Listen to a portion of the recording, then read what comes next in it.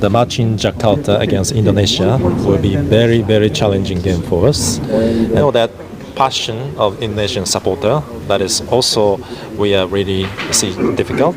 But also, Especially with the performance that they had in the under-23s, the President Eric there is doing a fantastic job. Ketua Umum sudah mengatakan boleh Romeni. Dari semua nama yang saya lihat untuk masuk kalau mau bermain di lini serang hanya dia. Ini waktunya mungkin baik di putaran ketiga. Timnas Indonesia kian menyala bersama tangan dingin Sintayong dan pergerakan senyap Dewan PSSI bersama Komando Pak Erick Thohir, di mana Timnas Garuda semakin gacor. Timnas Indonesia pun bikin lawannya di sini bikin getar-getir ya. Pemain baru akan segera merapat ke Timnas Indonesia dengan sebutan striker gacor. Dengan statik wah ini ya, Indonesia membuat Jepang ketar-ketir di grup C nanti di putaran ketiga. Informasi penting juga bagi kita di mana striker keturunan Olerom ini sedang dalam pantauan serius PSSI agar sesegera mungkin memperkuat kedalaman Timnas Indonesia di putaran ketiga nantinya. Melalui Pak Sumarji, PSSI menghubungi Olerom ini telah melakukan pertemuan serius dalam hal perpindahan federasi dari KNVB Belanda menuju PSSI Indonesia. Jadi keseriusan PSSI kali ini dalam pergerakan senyapnya betul-betul membuat negara-negara tetangga khususnya rival dari Timnas Indonesia di sini takjub dengan perkembangan pesat dan fantastis di mana sepak bola Timnas Indonesia yang saat ini ya. Dalam hal itu pasukan Samurai Biru pun menganggap serius dua pertemuan mereka kontra Skuad Garuda di putaran ketiga kualifikasi Piala Dunia 2026 zona Asia. Selain Jepang dan Timnas Indonesia, Garuda di grup C nanti putaran ketiga kualifikasi Piala Dunia 2026 zona Asia yang diisi Timnas Australia, Timnas Arab Saudi, Timnas Bahrain, dan Timnas Cina atau Tiongkok. Jepang akan lebih dahulu menantang tuan rumah Timnas Indonesia pada 14 November 2024 sebelum gantian menjamu skuad Garuda pada 10 Juni 2025 dalam grup C putaran ketiga kualifikasi Piala Dunia 2026. Direktur Timnas Federasi Sepak Bola Jepang JFA di sini Masakuni Yamamoto mengungkapkan kesan pertamanya atas anak Sintayong adalah bahwa masuk ke dalam grup C adalah hal yang sangat sulit dan sangat menantang sekali. Jepang baru sempat berhadapan dengan Timnas Indonesia pada awal tahun ini ya, di mana Takefusa Kubo dan kawan-kawan berhasil mengalahkan skuad Garuda dengan skor 3-1 di penyisihan grup Piala Asia 2023 di Qatar. Masakuni Yamamoto di sini mengungkapkan Jepang akan mendapatkan tantangan ketika menjadi tamu kontra Timnas Indonesia. Di tengah perkembangan pesat yang berhasil menarik minat dari pemain keturunan Indonesia ya saat ini, sebut saja diaspora yang ada di luar negeri sana, mereka tahu bahwa timnas Jepang di sini bakal menerima tantangan hebat dari puluhan ribu supporter timnas Indonesia yang diperkirakan bakal memadati stadion. Khususnya nanti ya sahabat-sahabat Garuda di putaran ketiga ini, ketika sudah menginjak pada tahun 2025, ketika menghadapi Jepang, timnas Indonesia tentu punya kedalaman skuad, kedalaman tubuh dari PSSI dan timnas Indonesia sudah akan semakin kuat, gacor dan akan semakin tangguh, khususnya lini belakang ya, agar tidak menjadi lubung gol dari para lawannya dengan kedatangan Martin Paes nanti, kemudian ataupun Sirus Margono ataupun dari Hernando Ari sendiri ya. Dibumbui juga dengan pertahanan yang kuat dan tangguh juga dari Jai Itses, kemudian Elkan Bagot. Semoga nantinya ya bisa Sintayong di sini bisa membuka hatinya untuk Elkan Bagot ya, karena Elkan di sini bukan sosok naturalisasi, tetapi pemain yang benar-benar punya langsung berKTP Indonesia.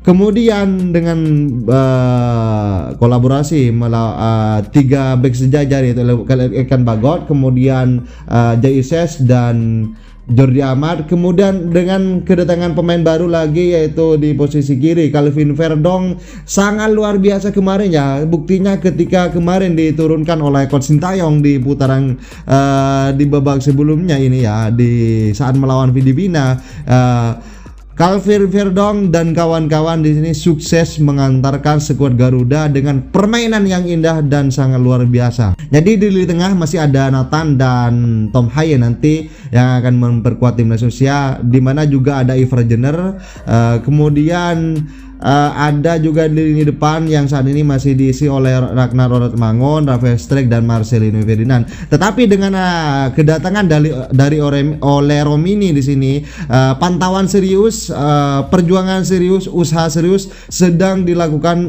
PSSI. Dewan dari PSSI sini sedang berjuang penuh untuk membuat timnas Indonesia semakin tangguh dan semakin gacor. Tentunya ini gebrakan-gebrakan senyap yang dilakukan Pak Erick Thohir bersama dewan-dewan PSSI lainnya ini sangat mengejutkan sekali, dan dimana yaitu timnas Indonesia sangat luar biasa.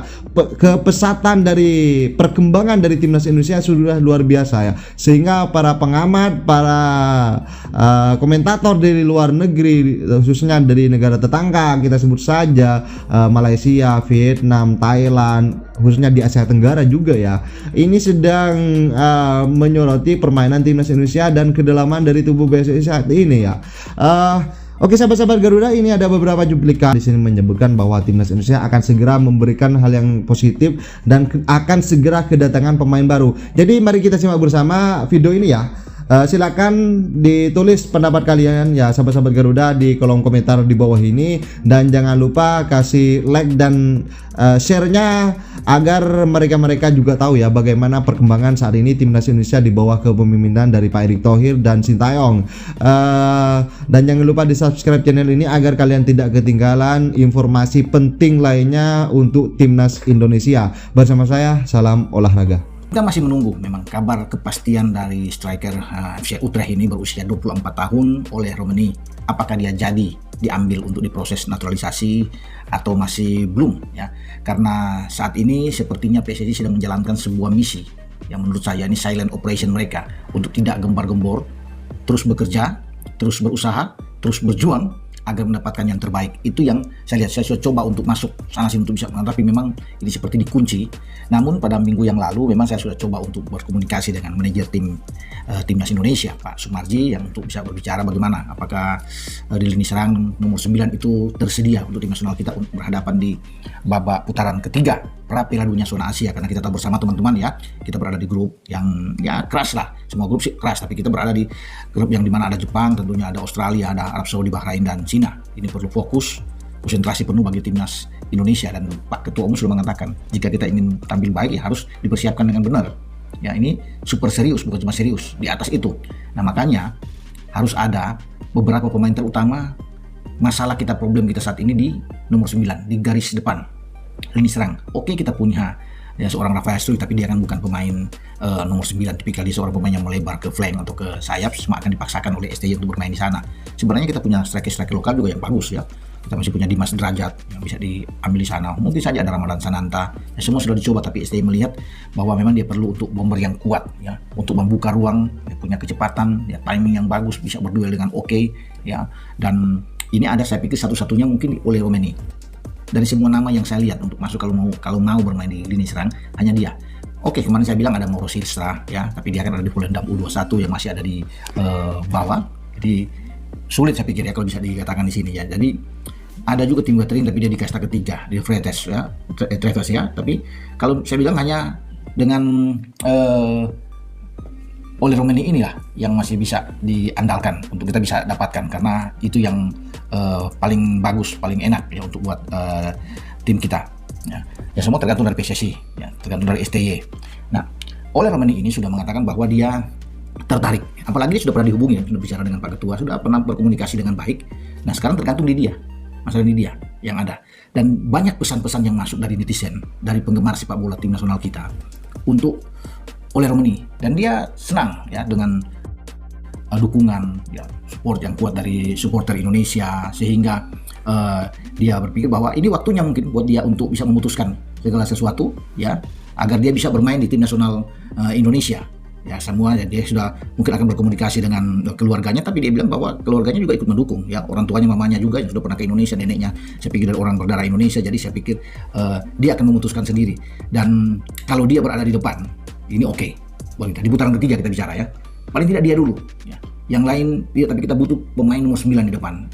Memang ada beberapa nama yang sudah disiapkan oleh PSSI dalam hal ini Pak Ketua untuk kita proses. Tapi sekarang kan belum.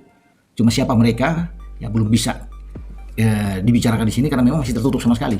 Ya, belum pasti. Tim bekerja terus tentunya untuk bisa menghadirkan pemain-pemain terbaik di putaran ketiga karena ini penting dianggap untuk kita bersaing di grup C.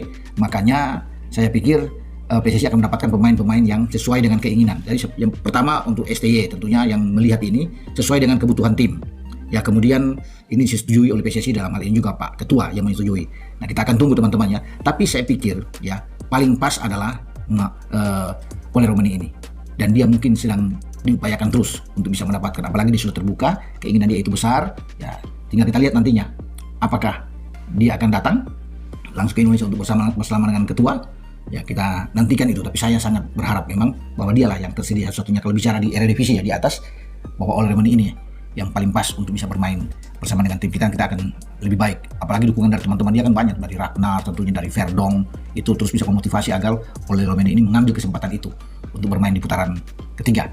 Jadi itu teman-teman ya, kita berbicara tentang Ole Romani ini yang menurut saya dia yang paling pas, yang terbaik. Tapi semua kembali ke PSSI untuk melihat. Mungkin saja sudah terjadi kontak-kontak ya, apalagi dia sudah pernah dihubungi dan dia sudah bersiap untuk memutuskan ya bagi karir dia ke depan, karena ini kesempatan. Kalau untuk berharap main di tim nasional Belanda sangat sulit ya. Ya itu sudah dirasakan juga oleh Verdong yang akhirnya memutuskan untuk ke Indonesia saja, Jai Isis, dan memilih tentunya yang terbaik bagi masa depan mereka, agar mereka bisa melihat mereka bisa bermain terus di tim nasional dan bisa membawa Indonesia terbang tinggi. Dan harapan itu ada di putaran ketiga, siapa tahu kita bisa bersaing dan kita bisa lolos ke Piala Dunia. Itu kan mimpi yang tentunya harus kita apresiasi dari semua pemain yang sudah perkuat tim nasional Indonesia. As you know that Indonesia and Japan will be in the same group. How do you see the overall of this group? ご存知の通りインドネシアと日本が同じ組になりました。でこのグループ C に関して全体に関してどういう印象を持たれてますでしょうか。我々としては本当に厳しいグループに入ったという印象です。First impression is we are drawn into a very difficult, challenging group. Okay, compared to the Indonesian Cup, Japan beat Indonesia 3-1, and the next occasion will be home and away. And we know the atmosphere in Jakarta. How do you see and how do you prepare for that occasion? アジアカップ、さっきのアジアカップでは3対1でインドネシア、日本に負けましたが、今回はホームアンダーウェイの最終予選ということで、ジャカルタは非常に熱狂的なファンがたくさんいます。それに関してどのような印象を持たれてますでしょうか。ジャカルタでの試合は今回の予選の中でも本当に厳しい予選になるだろうなというふうに想像はしております。インドネシアのサポーター、そしてインドネシアの近年のレベルアップをずっと見てきております。彼ら皆さんのその成長のスピードっていうのには驚きを隠し得ません。So the match in Jakarta against Indonesia will be very, very challenging game for us. And then we know that passion of Indonesian supporter, that is also we are really see difficult. But also we know that how speedy the Indonesia team grow up recently. So that is also a threat for us. We are expecting very difficult, challenging match against Indonesia. Thank you. Thank you. Today, how you see about the new round of 3 of Asian Cup? I think it's exciting now for a lot of the Asian teams because there's more opportunity, more spots. But as we've seen today, looking at the 3 groups, very, very difficult. But this is the best thing about qualifying for a World Cup. You have to play against the best so you can be there at the final stages. How about Qatar, because it's an Asian Cup champion, right? So how about maybe can have a chance to go to World Cup? Always you have to believe you have a chance. I think now what comes down to this, now we know who we're going to play, is the preparation, the logistics, and making sure to have the squad ready mentally and physically. But this is a different stage for us because we'll be travelling and visiting a lot of countries, and it'll be difficult, but you have to play. And this is the nicest thing is I've been part of 4 World Cup qualifying campaigns with Australia, and none of them were easy. Right. My last question is how about Southeast Asian football? Indonesia, right, for the first time go to the round 3. What you see about the Southeast Asia? Look, they should be very proud because you see the development of football in Indonesia, especially with the performance that they had in the under-23s. The President Eric there is doing a fantastic job, the leadership in the country, and also the league. The league's a really good point of having passionate fans, good young players, not only playing in the league but also playing overseas. So I wish all the teams all the very best, but this is going to be a long journey for all of us.